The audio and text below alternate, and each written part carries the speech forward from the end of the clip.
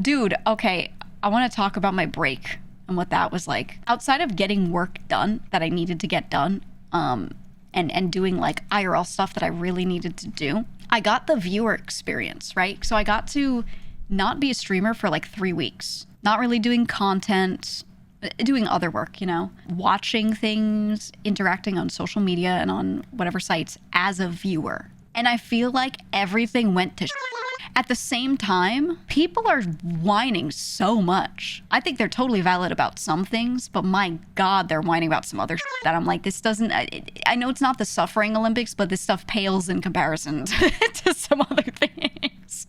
And I genuinely was like, I hate this. I would open Twitter and I'd be like, I don't like this. And I would just close it. I would open Twitch and I'd be like, what's this chatting streamer talking about? And they're like, the TwitchCon situation. I'd close it. I open YouTube. So TwitchCon happened. Close it. I was like, holy people are so annoying. They're not wrong. They're not wrong at all. I'm not disagreeing with people even. It's just, yeah, it's like the news, like where you can't escape it. That was the thing. I don't dislike what people were saying and the fact that they were talking, because it's a platform, you can talk, right? But I, in the viewer seat, was like, wow, I'm so tired of this. Like, I wanna, when it's time for me to seek it out, go seek it out, learn what happened. Okay, close it. Time to go back to my regularly scheduled stuff that I look up where I'm seeing on my feed because I just want to be entertained. I want to open various sites and I want to have a good time. But instead, I was opening all these sites and it was nothing but everyone else complaining and I was having a bad time. And I was like, holy, I don't care. You know, I care about the brass tacks of these things. I care about the core issues and those things changing whatever. But I was like, I don't care to be inundated. Like, I've already heard about it. I already have formulated my opinion. I don't need to hear about it 20 times after I've done that. You know what I mean? So I was just like, wow, this is so annoying. But again, I think it's important to talk about these things at the same time. So I wouldn't tell people don't talk about it. I think it's just the way these sites are formatted, the way the UX is, they've made it like really impossible to escape a lot of this stuff. So I'm like, dude, ugh. I think I saw so much of it because normally I'm streaming, okay? So I spend less time looking at Twitter and watching YouTube videos and like just seeing people talking about things. So I always feel way more disconnected from it. But then being a viewer, I was like, wow, it's everywhere. Holy shit, you know? You're saying only unemployed people care about this? Pretty much. And again, there's some situations where there's something really true and real to be talking about. Like the whole Emiru thing, I think is a great topic and people should talk about how they feel on it. I'll say right now, real simple, my thoughts are, hey, it's unsafe. I don't think anyone should go to that con if they don't feel safe. That was handled so poorly, everyone should be outraged. Right? That one's like, sure, that makes sense. I too am a female streamer. You know what I mean? That absolutely. There's other stuff where I'm like, why is everyone commenting on this? That one though, yeah, that's bad. That's bad. This is the thing that bothers me too, is someone's very real, awful situation, someone's very real, non-dramatic, like real unsafe situation is everyone else's drama, which is so annoying. That's how I felt with like all the VShojo implosion and everything. That was like my real situation I was going through along with the other members and staff. And then it was like everyone else's drama to farm. Holy that's annoying. It's just their content, right? So I'll be sitting there like updating my community on things because I'm like, hey, you guys watch me. I was part of this. You're tangentially, you know, related in a way. So I'll update you. But then it's getting like clipped farmed like by other people because it's their content. I'm like, holy, you know, and I feel like that's what was happening in this situation too. Everyone's talking about all like trauma around it, but really they should just be like, hello, I am a streamer and here are my thoughts toward the platform and what they need to do, you know? I don't know. Oh, yeah, I like what you said, Private Jet. I saw this too. You said Chris Broad's latest Japan video, I think, applies to a lot more than just Japan content. Rage bait. I think it ties right into what you're saying. Right, his video is a good allegory for what I think happens everywhere. He was just focusing on that because that's his content sphere, is Japan content, right? I don't think people are always actively rage baiting. Everyone's passively rage baiting. And I felt that on this break really heavily. Real situations happen, they are seen, and they're happening in real time because everyone's streamers, you know, in the sphere. And they are talking about their feelings on it, especially if directly related. And then everyone unrelated starts getting on their soapboxes and giving their 2 cents, like their words are like important to a larger audience. Their words are important to people that know them. Everyone has their own little soapbox sphere, right? When you have something to say, there are people that should hear it. But everyone gets up there and is like, my opinion is so important in this reply, and blah, blah, blah. And they're all trying to dunk on people. They're all trying to farm something. They want likes or whatever. You know, there's just like a lot of other ulterior in there. And yeah, everything gets in fight. Right? And I don't know, just kind of like not being a streamer for a bit and just watching everything, I was like, this is so much.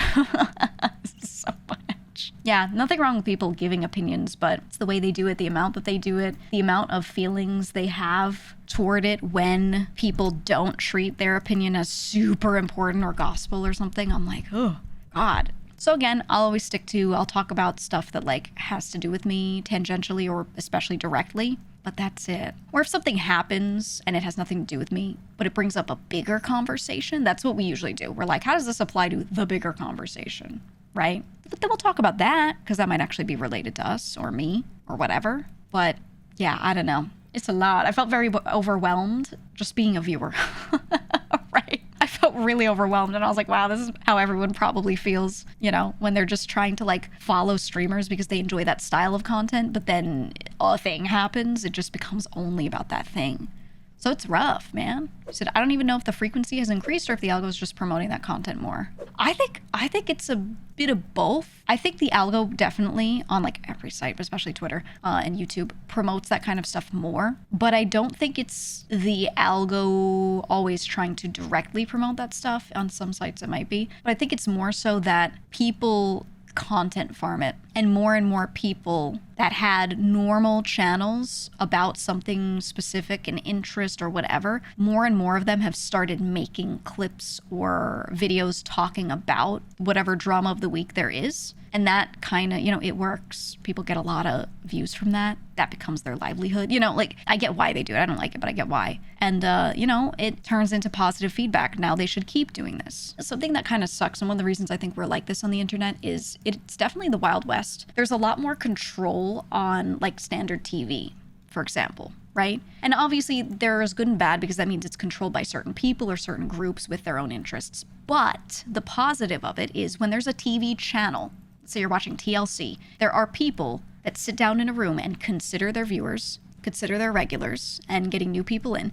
And they make a content plan for their 24-hour channel schedule, and they decide what shows can be on, they decide who gets to host those shows, etc. And those networks then can also pull things off the air. If a person is running a show and they don't like what that person's saying, they can pull that person off the air. That could be really bad, but there are also a lot of situations where that's really good. Because on the internet, we don't really have a lot of that control. I think platforms should exercise it more. They tend to do, like, you know, on Twitch, for example, they do really short bans for a lot of things where I'm like, I think they should do this a little more like TV networks where they're like, you're off the air, boom, kick them out. You know, like, they should probably exercise that more so that they don't get a bad rap from having certain people around, etc. But, you know, the platforms are they're so slow to take action. But on TV, those networks are really fast to take action. I think that's the big difference I'm realizing. And there's good and bad with both, for sure, again. But there's a lot of, like, moderation feels really, really slow reactive on people, which we've always felt this way. I've always talked about this. But then when I look at, like, television, if someone gets on air and they're kind of down a slippery slope and, like, they keep straying from what the show is about, right? If it's supposed to be like a show about animals and this person keeps bringing up, like, drama content, right, relating to this stuff, the people at the network are going to be like, hey, buddy, don't forget what this show's about. Don't make us script it for you, you know, right? And they keep the show being what it's supposed to be. And there's a lot of quality control. I think that's really what it is the quality control. They don't usually have to pull a person off air. They often just have to, like, redirect them and be like, hey, reminder, you know, this is a show about this thing. We're on Animal Planet, you know, like, keep it to this. And that really helps that be the way it's supposed to be. We don't really have that on the internet. People just post whatever and people consume whatever and the algo pushes whatever based off of what is actively getting views. And there isn't really a manual, like, person picking videos or picking streams and being like, this is what should be pushed up here. I think occasionally there's a little personal touch, but not a lot. And, you know, it's done this way because it's supposed to be the Wild West a little bit. It's supposed to be very open and free, and I think there's a lot of good with that. But now I think recently we're seeing the negatives that come about. We're seeing the opposite side of that scale tip a lot. It's just interesting because both kind of formats have their big positives and their big negatives. And I don't think there is a happy medium between the two that's perfect. I think there is no perfect way to do this, because whenever you want to control stuff more, well, who's in control? And when you want to control stuff left, well, now it's like getting out of hand and there's no control, right?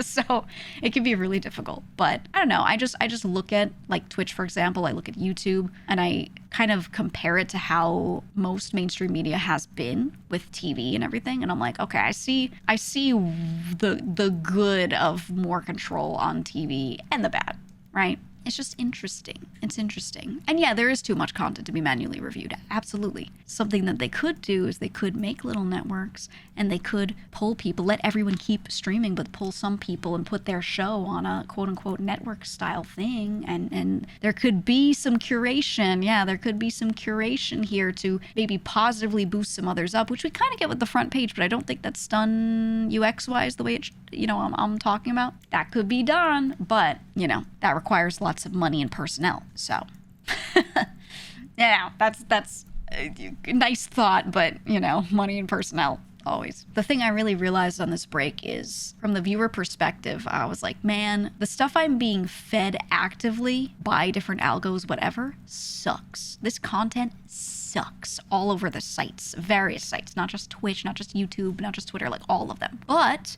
when you actively go and seek out content yourself and you curate yourself, there's so much good content that does not suck, that is not being pushed to you. But there's so much out there. There's so many creators creating good things. They're not talking about the drama of the week, or they're bringing up briefly in a meta discussion and then they go into the game, whatever. There's so much of that. You just have to seek it out for yourself. So I spent, last 3 weeks curating, right? And just finding good channels that I like, finding my own kind of UX, my own methods of how I want to use these sites so that I find good stuff. And that's been helping.